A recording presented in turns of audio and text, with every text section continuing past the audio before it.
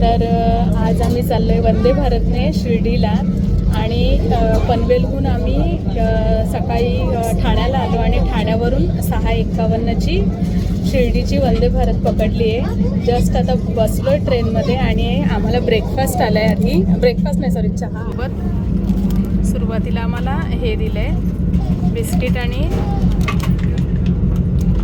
Ginger चाय। तर बघूया, short video बनवते आहे, काय काय तुम्हाला दाखवता येईल ते। मस्त चहा घेऊन प्रवासाला सुरुवात झाली आणि मीरा पण खुश होती। तर चहा घेतल्यानंतर थोड्याच वेळात आम्हाला ब्रेकफास्ट आला। तर ब्रेकफास्टमध्ये आम्हाला पुरी भाजी होती, उपमा, दही आणि केक होता।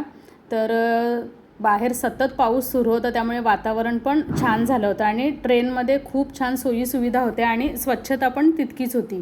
तर साधारण 11:30ला आम्ही शिर्डी साईनगर स्टेशनला पोचलो आणि तिथून शेअरिंगने 20 रुपये सीटप्रमाणे रिक्षा मिळते। तर रिक्षा पकडून आम्ही मंदिरात गेलो, दर्शन घेतलं। गुरुवार होता त्यामुळे थोडी गर्दी होतीच, पण आरती वगैरे छान आम्हाला मंदिरात मिळाली।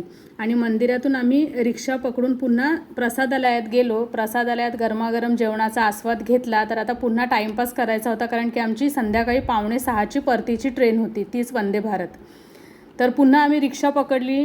प्रसादालयातून जेवण झाल्यानंतर मंदिराजवळ आलो, मस्त शॉपिंग वगैरे केली, थोडी खादाडी पण केली आणि परत रिक्षा पकडून आम्ही आमच्या स्टेशनला पोचलो। तर स्टेशनला पोचल्यानंतर फोटो सेशन वगैरे केलं आणि आमची ट्रेन तिथेच उभी असते, ती सकाळी जाते ती। तर 5:45ची ट्रेन होती। ट्रेनमध्ये बसल्याबरोबर आम्हाला चहा आणि संध्याकाळचा नाश्ता त्यांनी दिला।